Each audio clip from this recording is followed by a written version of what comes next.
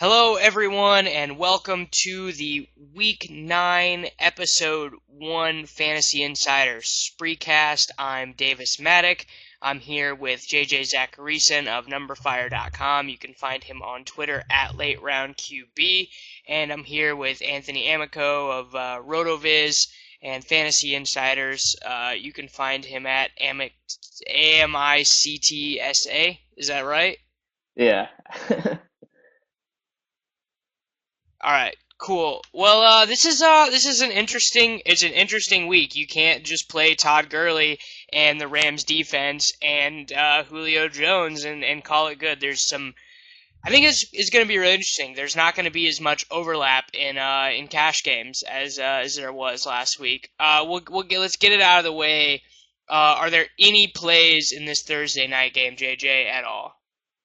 I think, if you were, I wouldn't play cash. I wouldn't feel comfortable in cash, but I do think, and it's kind of funny because it's the exact same thing that happened last year, but I do think this game sets up really well for Jeremy Hill, just because of that Browns rush defense, just because of the fact that when the Bengals have won by a significant margin, Jeremy Hill has seen the highest percentage of team snaps, that he's seen throughout the season. So I do think that it does set up decently well for a guy like Hill, but unlike last year, you're not playing this cash game, Bengals Browns Thursday night, specifically for the value of Hill, just because he's been so inconsistent this year. But you know at the same time that he has a pretty crazy ceiling, just given he's the goal line back in an offense that should be able to put up some points. And I do think that he's going to be used, as they hypothetically would be grinding down the clock. So I think he's a decent play. I think the Bengals defense would be a decent play as well. But it's one of those just Thursday night games where it's a divisional game. Like it feels weird. It feels awkward. And then you have Manziel playing.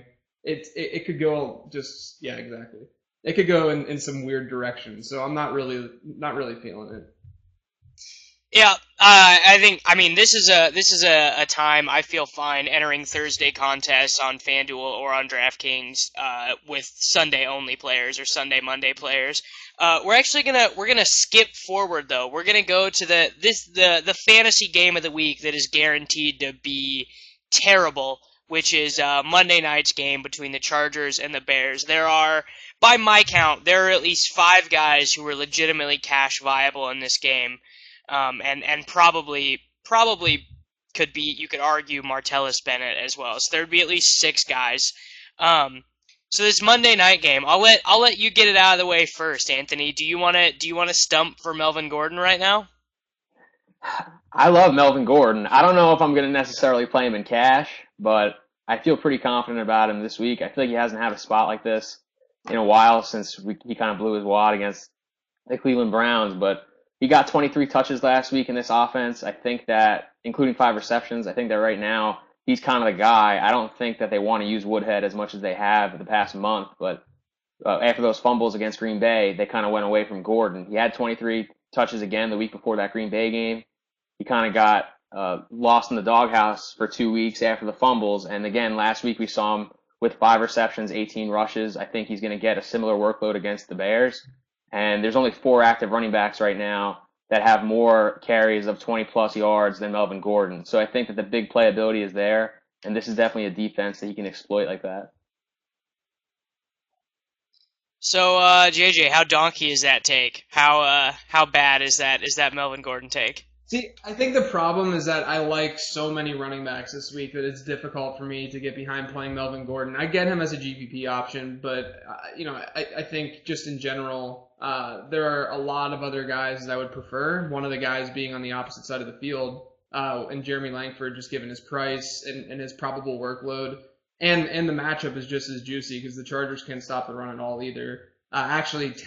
They've faced 8 running backs that have gotten 10 or more carries this season, so one each game, and 6 of those running backs scored 15.5 or more PPR points. So Langford's in a really, really good spot. I think he's a guy that I would rather play over Gordon, but I can't really fault anyone for that logic that Anthony just spat out there with regards to his volume. It's just that he's been so inefficient, and that line is so bad that you have to be a little bit nervous.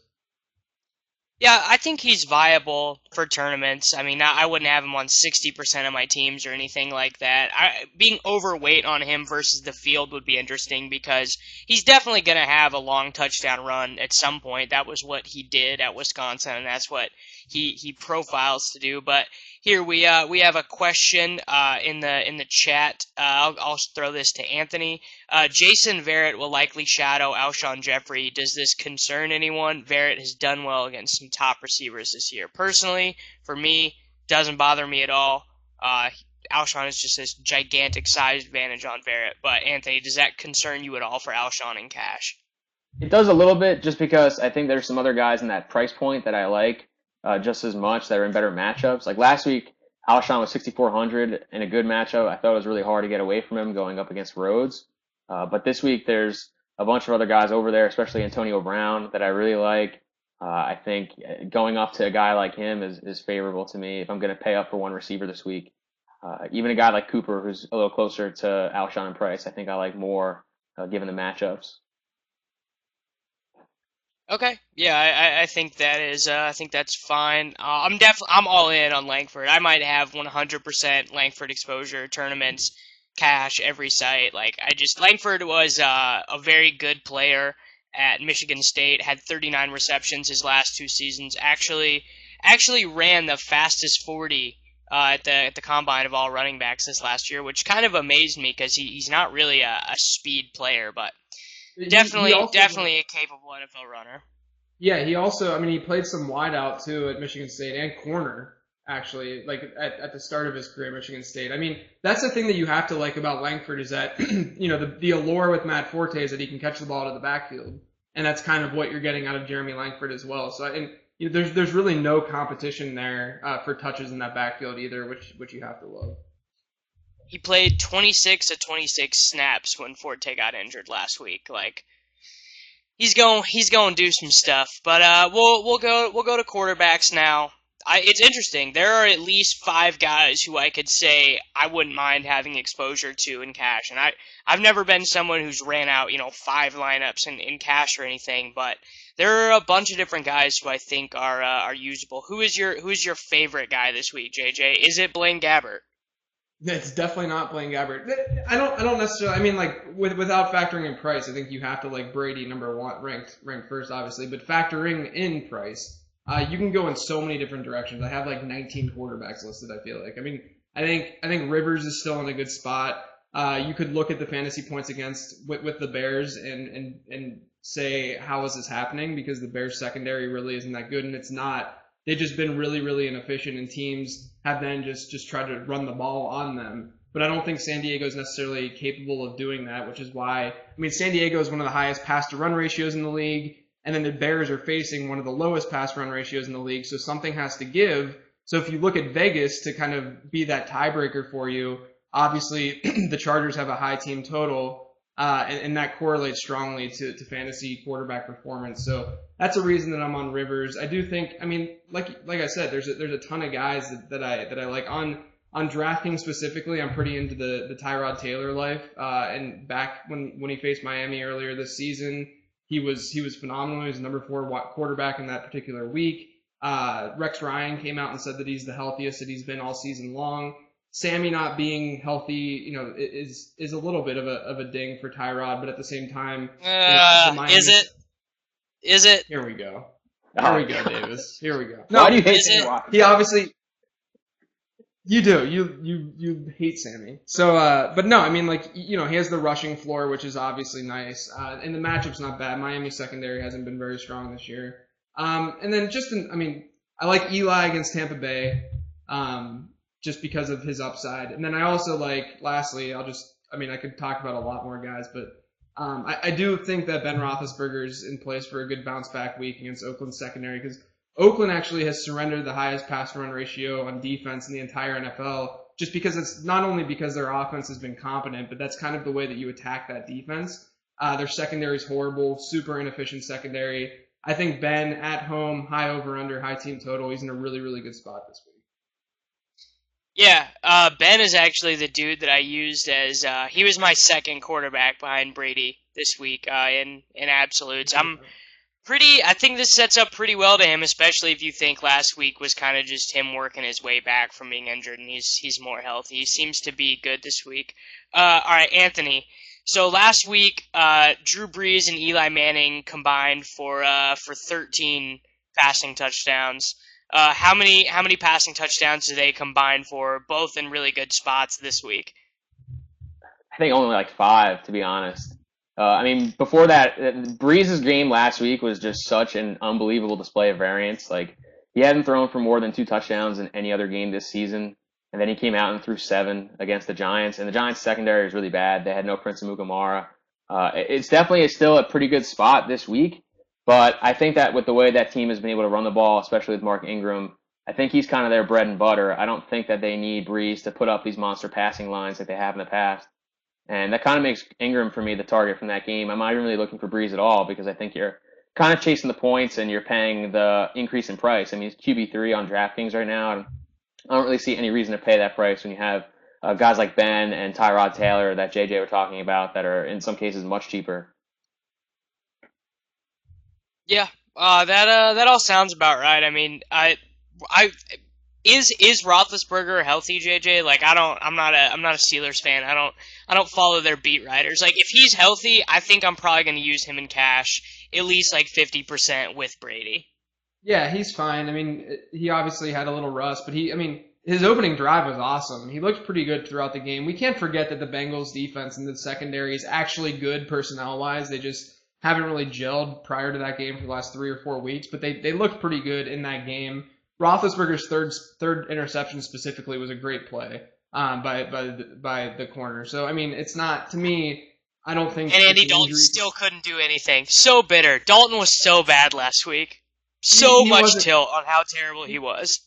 He wasn't great, but I still think the process was right for him. I think with Big Ben though, like I said, I think Antonio Brown's in a really good spot too. If you look at wide receivers that have beaten the Chargers this season, a lot of them are the smaller, shiftier guys. And that's obviously what Antonio Brown is more than any other wide receiver in the league. So I think if you combined that great matchup for Brown, him being the security blanket for Ben, the team total, all the above, I mean, Ben is a really, really good player. Yeah, especially, I mean, all right, Ben one had more. those... Go ahead.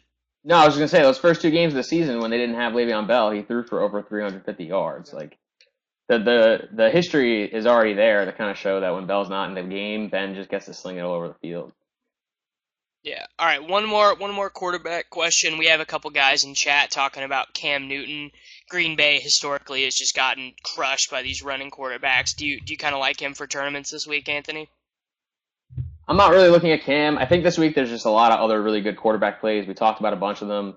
I think you can add Derek Carr to the mix going against the Steelers secondary. He's been giving up a bunch of big plays this year. I don't really think that a guy like Cam is necessarily a bad play. He's just not really someone I'm going to be looking at. They've been relying a lot more on Jonathan Stewart. He's got 20 or more carries each of the last 3 weeks. They've been using him and Tolbert a lot more at the goal line than they were at the beginning of the season when they were kind of just exclusively relying on Cam. So I'm not even really sure that, like, if Cam plays a really good real football game, that he scores a lot of real fantasy points.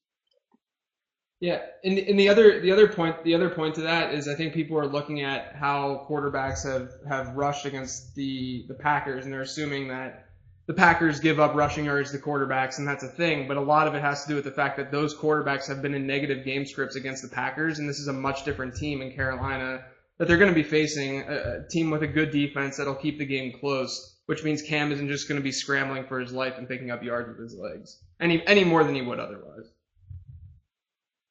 Okay. Actually, I completely forgot about 2 other really good plays. So we're gonna keep talking about quarterbacks. There's a lot to unpack here. All right, JJ. Last 2. Then we're moving on from quarterbacks after you discuss Derek Carr and Jameis Winston because the chat wants to know. Yeah, I mean, I kind of figured you were going to bring those guys up. With Derek Carr, like Derek Carr seems like the most JJ pick this week, actually. No, I'm actually not at the thing that worries me about Carr. So like the Steelers secondary personnel wise is not very good whatsoever. I mean, their top corner is William Gay, and their safeties are putrid. But the reason that they've been relatively okay from a statistical standpoint is because they've been able to get pressure on the quarterback.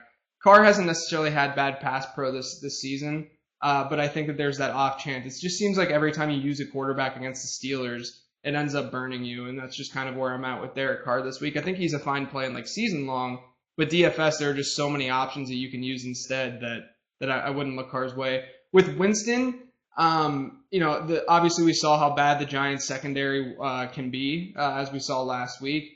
Winston has been so ugly doing what he's doing production wise. I mean, he has a floor of 12.44 fantasy points, which is fine. That's the lowest total that he's had all season long. But at the same time, you look at kind of how he's doing it. Last week would have been kind of a disaster for him if not for that rushing touchdown.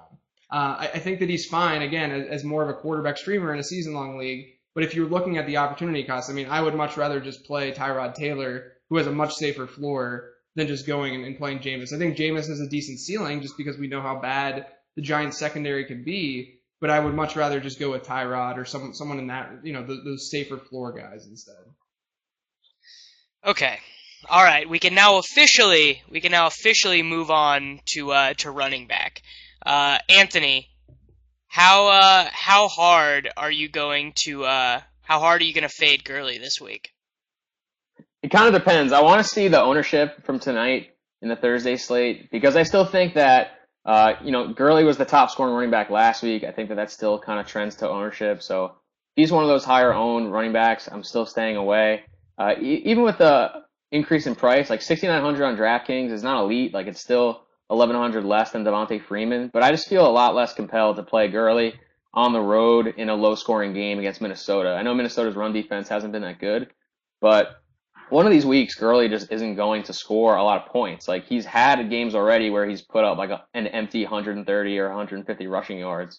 And that's kind of just the way that this Rams offense can go. So they're always a threat to use Tavon Austin at the goal line, which makes no sense at all. But it's something that Jeff Fisher likes to do. So I think that Gurley is one of those players that we thought before, like he has obviously a high floor, but it's a floor where he can be beaten still by guys like Freeman and other guys in his tier. So I'm not going to like run out to get him. And I think I'm probably not going to have him really much at all this week. Okay. Yeah. I mean, that seems reasonable. That price on DraftKings is still pretty silly for the volume. And both of the inside linebackers for Minnesota have not practiced yet this week and might not play. And if Chad Greenway is in the middle there, I think that's going to open up some running lanes for Gurley. Not that the Vikings defense is bad, because they're not. Where do you weigh in on this, JJ? Yeah, so the thing with Gurley that's really interesting is we're very enamored with what's going on with him for obvious reasons, and we're looking at his end of game stat lines, and we're like, holy crap, this guy is unbelievable, and he is unbelievable. Here's the thing though, if he had not gotten the 50-yard runs each of those weeks, he'd be the most tilting. Right, so he has so much Adrian Peterson in him with his boomer bust play. I mean, his success rate, which is a metric we use at Number Fire, basically is the percentage of positive runs that a running back has, right? Todd Gurley's right now is a little over 36% when the league average is more like 40%. So what that means is that he's getting his production via the big play, and if that big play disappears one game, which it easily could, then you're looking at a guy with a pretty bad floor.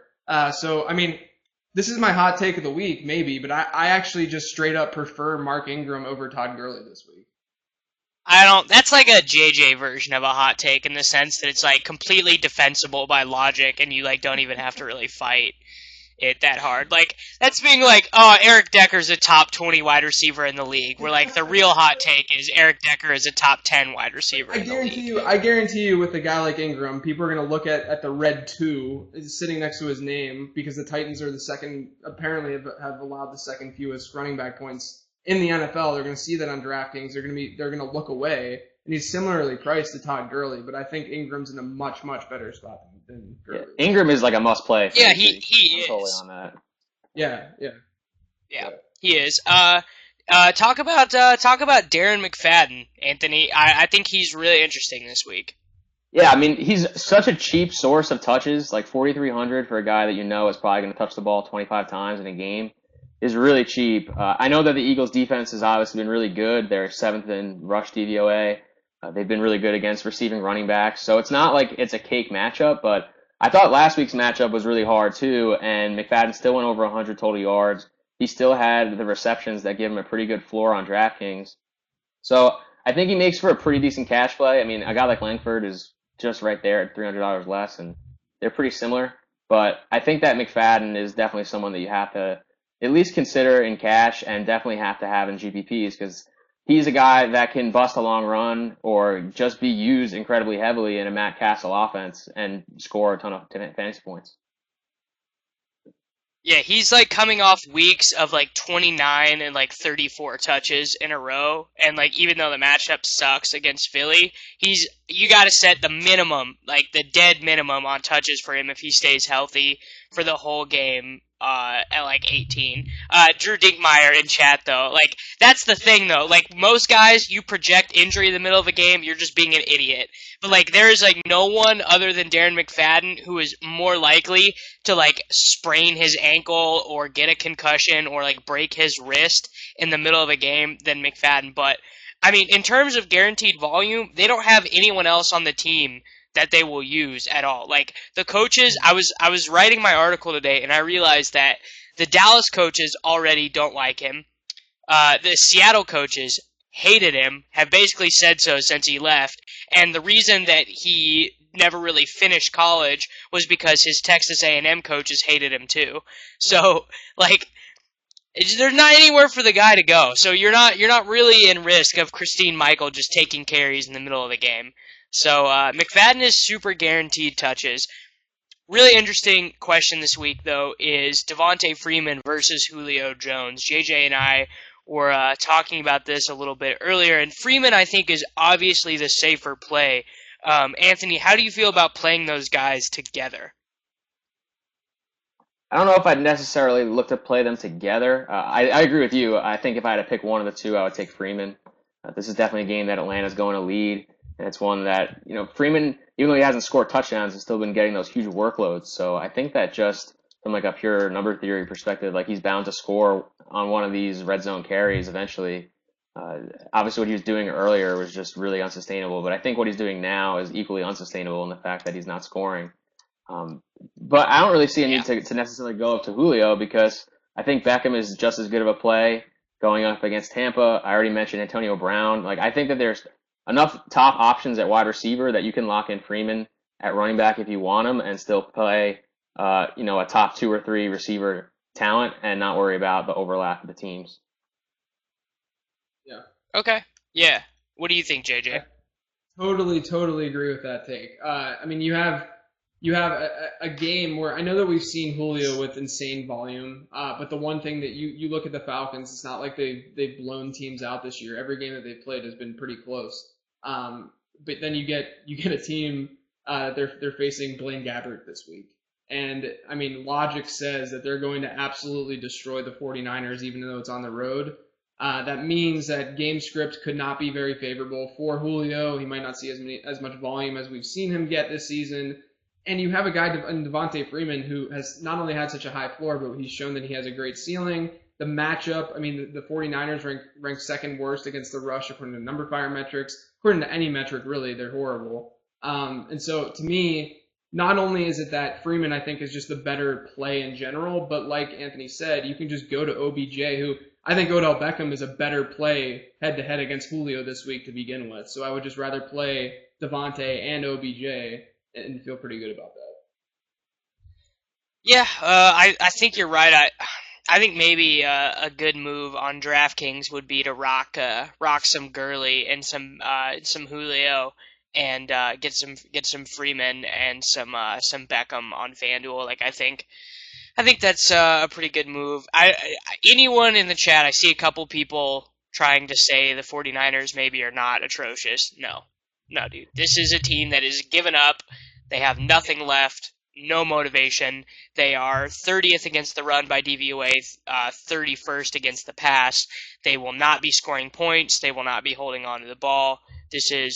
They're not even an NFL team. Like, seriously, they're terrible.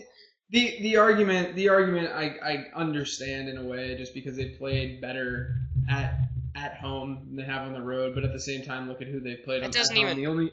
The only real game was against Green Bay, if I recall. I'm just thinking of this off the top of my head, but it was Green Bay coming off a short week. I mean, it kind of set up kind of odd in general.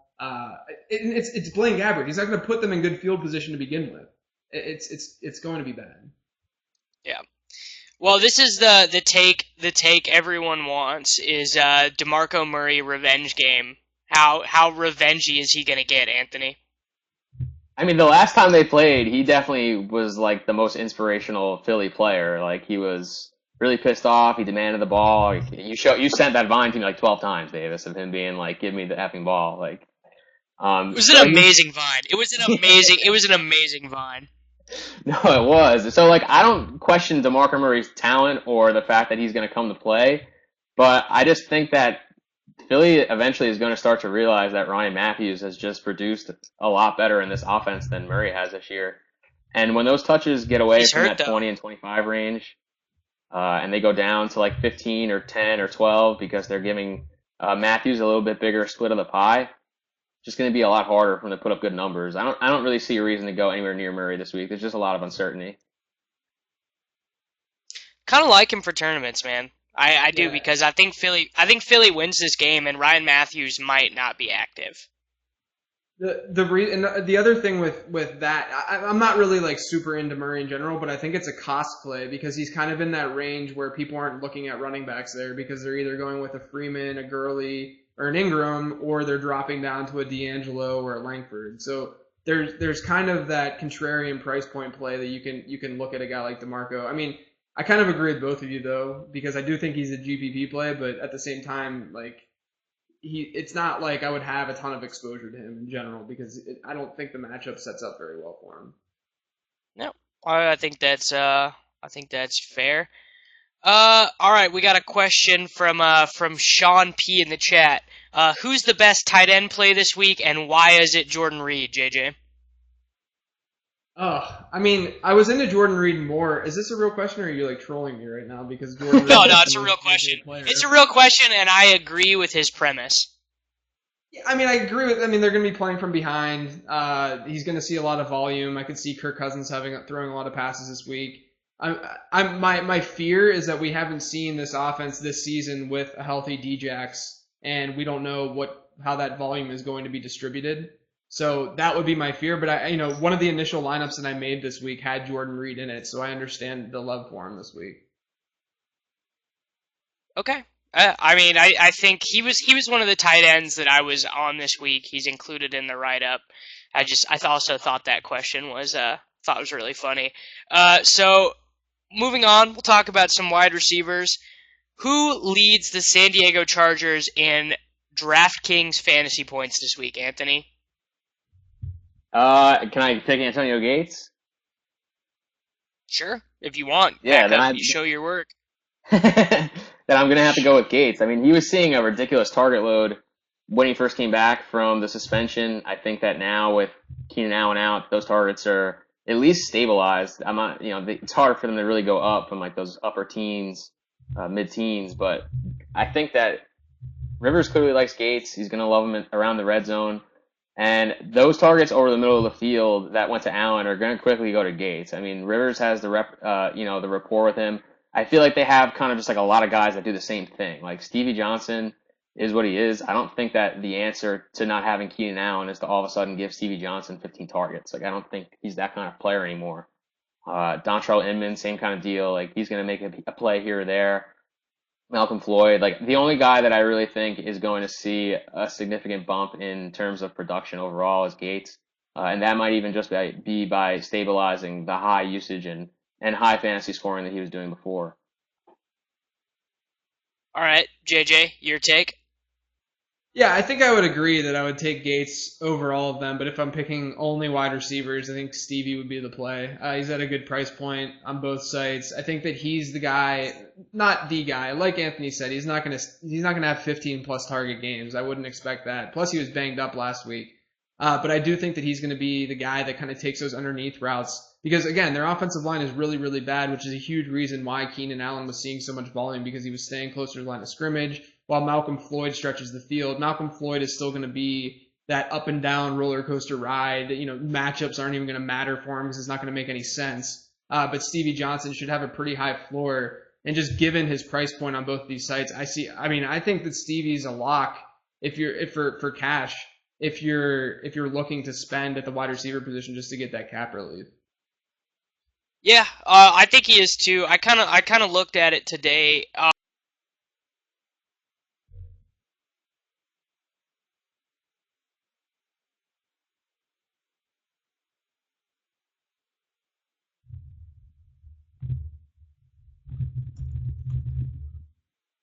He was like a half yard off of Keenan Allen. Oh, dude, what happened? No, you're Can back. you guys You're not good hear me? You're good. Your whole take Okay, just got all right, totally I'm lost. good. Your whole take is gone, but that's probably My for the take. better. All right. It's for the better. Okay, no, it's a good take. It's a good take. Stevie Johnson, his average depth of target and the routes that he ran is most similar to Keenan Allen. Malcolm Floyd's average depth of target was 12 yards greater than Keenan Allen's was, and I don't think his responsibilities or routes changed all that much. Maybe he gets a few more targets per game. But also remembering that Ladarius Green has an ankle injury, 1/3 of the Chargers' targets this year, most pass attempts in the NFL, or second most, are gone. So volume is definitely there to be redistributed, and it's gonna go to Stevie Johnson. He's gonna be the main beneficiary, and I know that makes Anthony really happy because he's like definitely like one of the guys who's like, I watch a lot of film and Stevie Johnson is really good. He runs crisp routes, just all of the things that make a receiver great. Not touchdowns. It's never touchdowns. Okay, another interesting wide receiver situation though is the Oakland wide receivers because both of them are in good spots this week. And I did my own research on this today, but we'll go around again, and this time I'll let JJ go first. Yeah, I mean they're both going to have pretty good size advantage on the Steeler corners. I mean it's a game that should be. I mean it sets up to be a shootout, but we also said that last week with the Bengals. I felt like that was going to be one as well. But yeah, I mean to me though, if you look at where Cooper's priced at, how he's performed this year. I think he's hit value under 50% of the time, at least over on DK. So there's a little hesitation there. Crabtree is generally underpriced, given what his production has been this season. But I'm not against using those guys. I just think this week in general sets up really well for trying to get an OBJ and an Antonio Brown type in your lineup with going with Stevie J. And so I'm not necessarily in on those Oakland wide receivers, but they do definitely have the size advantage and the ability to have big games this week. Yeah, it's actually every time I go research Oakland wide receivers, it blows my mind that Crabtree has more targets than Cooper does, and he's the red zone guy too. Crabtree has been more so. Dude, Cooper has one red zone target this year. Exactly. Yeah, it's one. Crazy. Yeah. One. A singular solitary one. Anthony, what's your take? Oh, sorry, go ahead, JJ. I just want to add too that the other side of this is the Steelers' rush defense has actually been really, really good this year. It actually ranks first in schedule adjusted rush defense according to number fire metrics, and I think that can kind of hold Latavius, force them to throw a little bit, which is only good news for both those guys. Just want to throw that out there before Anthony went. All right, Anthony. Yeah, I mean, I think that if you're looking at these two guys from how you should use them in your lineups, Crabtree is clearly a cash play, and Cooper's definitely the tournament option. Like you mentioned, I take the volume every chance I get. I know that Cooper has that like ridiculous upside, and he's gone over 150 yards a couple times this year, but Crabtree's the guy that's getting more targets. He has 7 red zone targets. He's being used a lot there. He's had a career rejuvenation in Oakland, which is the weirdest thing in the world to say, but like I just think it's really hard to not play a guy that's that cheap in cash if you're looking for that price of a receiver. Like you can play a Stevie Johnson and a Michael Crabtree in cash and have options to a lot of other players to fill out the rest of your lineup. You can get Freeman, you can get OBJ, Antonio Brown, whoever. So I think that Crabtree in cash is hard, at least for me personally, to get away from. The one thing that I do worry about from the Oakland side is that it's a 1:00 game and this is a West Coast team going east, and that's usually something that I try to avoid just because I feel like those teams generally don't play as well. But with the price, it's still really hard for me to get away from Crabtree. Hey, dude, Carr, though, has those intangibles. He knows how to lead a huddle. He's going to make sure his guys get to bed early on Saturday night. Not going to let them go out and party. You know, him and Cooper, you know, he keeps his wide receivers on a leash, man. He's a leader. He's a leader, bro. He's not going to let that happen. Guarantee you Carr will be in there on the huddle Sunday morning telling his guys what to do, where to be. That's my version of being draft Twitter for the day. So, and it went well. It went well. So other wide receivers, Alshon we already talked about. We've already talked about Julio and Beckham a little bit. But there are a fair number of guys who I think are usable for cash this week. So who are some of your other favorites, JJ? Do you have like a Dwayne Harris take for us or anything? I don't really have a Dwayne Harris take, but I think you have to look at Deshaun Jackson on FanDuel. He's at a really, really good price point because isn't he at like 5,600 or something like that? So if he ends up going and is playing, he should see a lot of volume. He's, you know, if he were healthy, he'd be in the 7,000s more than likely. So I would look. I'm not against looking his way. The other thing too, I think this week is going to be an Emmanuel Sanders week. Just given the matchup against Indy, you know, you have Vontae, you have not only that, but you have guys that can play in the slot that generally have destroyed Indianapolis this season. So I think Emmanuel Sanders is in a really good spot. I would play him pretty confidently over Demaryius if you were looking at one of those Broncos wide receivers. Yeah, well, Demaryius has done very poor in the past against Vontae. Like he's like really struggled with him. And yeah, I wrote that Sanders was a good play this week, even though it just pains me to the depths of my soul to recommend Manny Sanders because he's just the worst. Fire in some questions, chat. Use the box below the screen. We'll get some questions when we're done talking wide receivers. Anthony, who are some of your other wide receivers that you're really on this week? I love Brandon LaFell on both sites. He's really cheap, 3,200 on DraftKings. He's 5,200 on FanDuel. And I just think that eventually he's going to get back to scoring like he did last year in New England. This is a receiver that was the 15th overall wide receiver in PPR scoring from week 3 on in 2014. He's been pretty much the same player his whole career. The only thing that's changed is that he went from playing with Cam Newton to playing with Tom Brady. So I know that obviously So he got Lewis, downgraded. He downgraded quarterbacks. Is that what happened? No, I mean Brady's had one of his best deep throwing years in a long time. This is an offense that obviously you still have Gronk and Edelman, and Dion Lewis has been a huge part of the passing game. But it's only a matter of time till LaFell starts converting some of these targets. He got 15 targets the last 2 weeks after being in a walking boot for about 3 or 4 months. I think he's still trying to round into game shape maybe, but it's only a matter of time to me until he starts scoring and his price goes up. So I'm looking to get in now while I still can on LaFell. I totally agree with everything that JJ said about Sanders, by the way, as well. Okay, yeah, I mean that all seems relatively reasonable to me. The other guy I wanted to mention is I actually like Martavis this week more than I like Antonio Brown, just because Brown is going to Martavis over Antonio Brown. This is so weird. Yeah, it's a very hot take that no one would expect from me. But the logic is there this week, at least, in that Antonio Brown is going to be covered by TJ Carey, who is like a good player. Not saying Antonio Brown can't best him, because I think he probably will, but TJ Carey has I think a positive 1.2 PFF grade in the 4 games he started this year, and the guys who are going to be guarding Martavis cumulatively have a minus 11.2 grade. So, I mean, it seems like Martavis has the best of it, and he also doesn't need volume to have a good fantasy day. He can turn 5 targets into 120 yards and a touchdown because he's Martavis Bryant and he's the god. Yeah, that's fair. I mean, I think we all like the Steelers' passing attack, so we can't really fault you for being into Martavis. I mean, I would use him in cash much quicker than I would use Antonio in cash. I would rather use Beckham than AB, TBH. I mean, I think you can fit if you go cheap for what it's worth. If you go cheap quarterback and cheap tight end, you can fit both OBJ and AB in your lineups this week. Okay.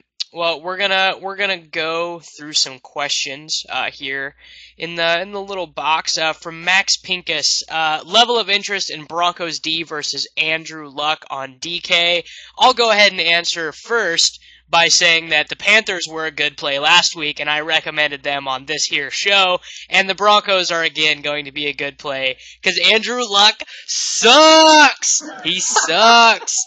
JJ, provide a nice level-headed take on this scenario, please. I don't know, man. What about his ribs, though? What about his ribs? How do his we gotta ask after every pass attempt how his ribs feel. No, I mean, yeah, the Broncos are fine. I'd rather play a team that's at home on defense, but they're fine. That Panthers streaming D call was so good to me last week. Yeah, I mean, it's like people have to realize that this is what Andrew Luck is that he turns the ball over, and that's what matters in fantasy football, and what matters in fantasy defensive scoring is that it's not about scoring or points scored. It's more about turnovers and generating sacks, and that's what you can get against Andrew Luck. The Broncos defense, the Broncos secondary has been historic this year, so they should always be on your radar no matter the matchup. Okay. This one is for Anthony. Blunt week going to get fed in the second half from Ryan Burns. I actually kind of agree. Patriots have a 33-point team total. They have a 2-touchdown favorite against the Redskins. And Blunt's been getting a lot of work the last 2 weeks. I feel pretty similar to him like I feel about a guy like LaFell, where he's going to keep getting this kind of work. He's going to get it in a good matchup against the Redskins, and he has a pretty decent shot at a touchdown. I'm obviously not going anywhere near him in cash, but I think if I had to pick a Patriot running back to play like in a GPP, I would just play Blunt because I feel like the ownership's probably a little lower. And this is like the game that's probably the closest to the Jaguars game if I had to pick one out on their schedule. So there's a game that Blunt's going to score multiple touchdowns. I feel like it's this one. Okay. JJ, that reminds me. Give me a Toto's take for this week because I actually kind of don't know what to do with him. I think Anthony kind of just nailed it. I mean, obviously they have a high team total, but it's kind of risky just because if he doesn't score to kind of in the first 2 quarters of the game, you have to be a little bit worried that they're just going to throw Blunt back there and so long Dion. So that's kind of where I'm at with it. I mean, their spread is so large, you have to assume that they're going to just kind of destroy this Redskins defense. So I think just given where he's priced and the other options that you can throw in there, it's just not worth it. JJ died. R.I.P. JJ. You died, JJ. You're back now, though. Oh, I just think there's other running back options at his price. That's it. Okay. One more question from chat. Anthony, explain the Hearns versus Allen Robinson dynamic for this week to the listeners, please. It's a pretty tough call because I feel like if there's a guy that's been pretty close to matchup proof for a lot of the year, it's Allen Robinson. He's managed to put up a decent amount of points when they played Vontae Davis. And I don't really necessarily think that this is a Hearns game. I mean, that entire Jets secondary is pretty talented. I know they got roasted by Derek Carr last week, but I think Blake Bortles is not quite there yet. Like, I don't know if I would play either guy this week. The Jets just got worked at home. I'm kind of thinking that they're going to bounce back and just rip off the Jaguars defensively. Yeah. Definitely. Yep, that tends to make sense to me. Moving to tight end, Rob Gronkowski, obviously, crazy team total, 2 straight weeks to have 100 yards or more and a touchdown. I mean, he's Gronk. This would be a game where you would say there could be volume concerns and they're up by 20 points in the second half. I don't know. I don't really know. I don't really know what to do with him this week. Like those 2 games in a row where he only got like 4 targets. Like, they like shook my belief in myself as a human being. Like everything that I know is like based off of Gronkowski just being a machine. And the machine stopped working for half a month, and it just changed. It changed everything. What's your take on Gronk this week, JJ? I mean, I think he's the top option, which is very obvious, but I don't think he's a necessary guy to play because, like I said, I like OBJ, I like Antonio Brown. I don't even mind Julio. I want to get those guys in my lineup. So if you want that cap relief, more so on DK than you would on FanDuel, because you can get insane cap relief if you go down to my boy Heath Miller. He's at $2,700.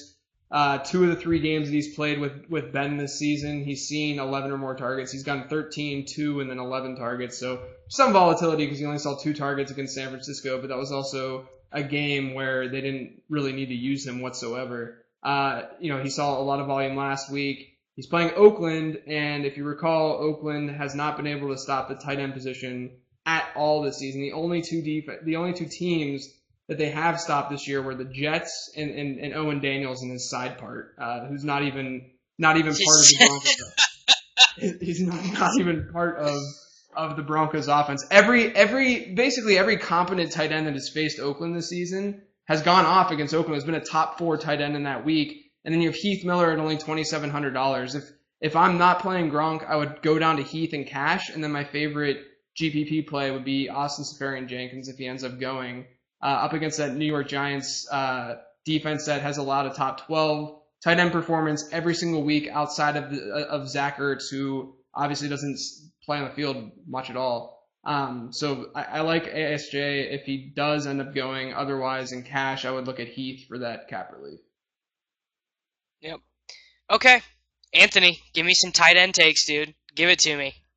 JJ stole a lot of my thunder, I'll be honest, because I think those are kind of the 3 core guys that you have to look at this week. The way DraftKings prices tight ends, it's like if you're not going to go Gronk, there's always a sub 3K option that you can get that gives you a lot of cap flexibility elsewhere. But if I'm going to go with somebody a little higher on DraftKings, I think I'm going with Delaney Walker. He's kind of been the one consistent guy that's been used in this offense, 6 catches, 7 catches, 8 catches the last 3 weeks. I don't even really think it matters who the quarterback is, but the fact that it's Marcus Mariota does make me feel a lot better. I think that the Saints obviously have struggled against tight ends this year. I know last week, obviously, the Giants had no tight end play to speak of, but that has more to do with their issues at the position. On the season, they've struggled a lot. They're, I want to say, in like the bottom half or the bottom third. Oh, they're dead last in DVOA against tight ends. So even worse than I thought. So you're looking at a guy that has a pretty good shot at volume. He's in a good matchup, and he's playing for a team that's probably going to be throwing to keep up with New Orleans. So if I'm going to move up a little bit, it's probably going to be to Walker. Yeah. I think that's fair. I don't know why no one seems to be on Jordan Reed. Like, all that dude does every single game he's active in is like score a lot of points. I mean, like I said though. I mean, with JJ, like JJ muted himself, dude.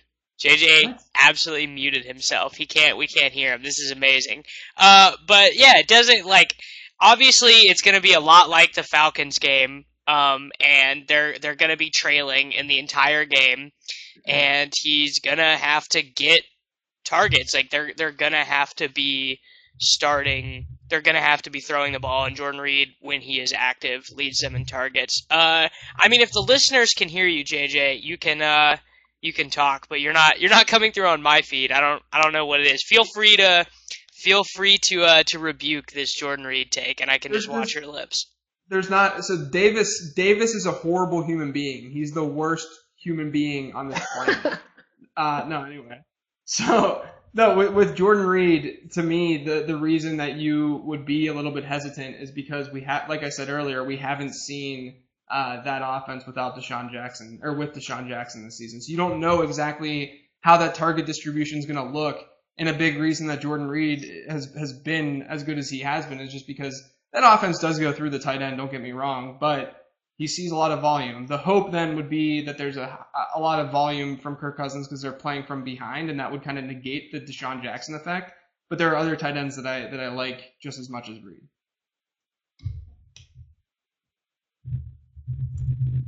This is amazing, dude. There's that whole little bit from JJ that I couldn't hear at all. That was amazing. I can only assume that he says that I completely talked him into Jordan Reed, and now Jordan Reed is the top tight end option across the board. So before we leave, before we're out of here, Anthony, do you got some defensive special teams takes you'd like to give out to the people?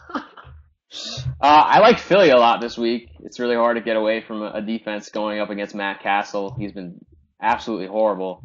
And they're pretty fairly priced on both sides, 4,700 on FanDuel, 2,700 on DraftKings. They're a team that's usually really good at generating turnovers and generating fantasy points, even in games where they give up a lot of actual points to opponents. And this is a game that they should probably be able to keep to a pretty low score overall. So I think I think right now my cash defense is probably Philly. I think I prefer the Jets over Philly. Does that seem fair, Anthony? Like Bortles whelps, dude. Like he can't recognize the zone coverage at all. He loves to throw pick sixes. Oh yeah, I mean you can never go wrong. I feel like with the Jets at home, I still don't really think Blake Bortles is that good. So it's not really. I don't think it's wrong to say. I think you could even look at a team like Minnesota too, at a low total at home. I just think Philly's my team this week. All right, JJ. The floor is yours. All of the DST takes. Just like tell me like why we should play the Saints in cash and like all of the other takes that you have. It's all you. Can you hear me or no? No? I'm just gonna assume no. I do like the Saints. I like them paired up with Mark Ingram for that correlation play. If you look at Tennessee's offense, they've given up a number 1 defensive performance in half of their games since week 1. Which that week 1 game, I'm referring to that because that was the game that they played Tampa Bay, and it was just kind of awkward the entire game. But the Saints too, they've gotten more pressure on the quarterback, even though Marcus Mariota is under center for them and it's not Mettenberger. There is the fact that he didn't play; he's a little bit injured, and they're obviously on the road and the Saints are at home. So I like them. Then I don't know how we can't talk about the Falcons' defense either against Blaine Gabbert. I don't think you guys did you? You can correct me if I'm wrong, Anthony, but no, we probably just forgot him because it was so obvious. Yeah, it's so obvious because he's a pick six machine. So I like the Falcons. See if Davis can read my lips. The Falcons and the Saints. Dude, JJ, whatever JJ is talking about right now, he's legit so lit. Like, he's so lit about it, and it's amazing. I don't know what he just said, but I'm definitely playing the Falcons defense. I don't care how, I don't care about the lack of sacks or turnovers or whatever, dude. They're going to be so lit against Blaine Gabbert. And I honestly, people who are listening back to this on a podcast are just going to be like, what is happening right now? But literally playing the Falcons defense against Blaine Gabbert is so lit. I don't care how bad they've been. Blaine Gabbert wasn't good in the SEC. He's not going to be good against the Falcons. So yeah, I hope that everyone who's listening to this is getting the most amount of humor that is possible out of listening to a fantasy football podcast, because all I saw was JJ's facial expressions. Well, I really hope that all that was being said was the Falcons DST is not a good play. It's not a good play, you guys, because they're legitimately the only play. I love that you went. But that will do it. Go ahead, Anthony. I was gonna say I love that you felt like you had to go all the way back to the SEC to determine that Blaine Gabbert stinks. Like there's 6 years of NFL records that show that he's horrible. Well, I love to go back to the dude couldn't even play in college, because no one can really dispute that. All right, that will do it for us here at fantasyinsiders.com, the Week 9 Episode 1 Spreecast. Thank you for 75% of JJ Zacharysen's audio. You can find him on Twitter at LateRoundQB.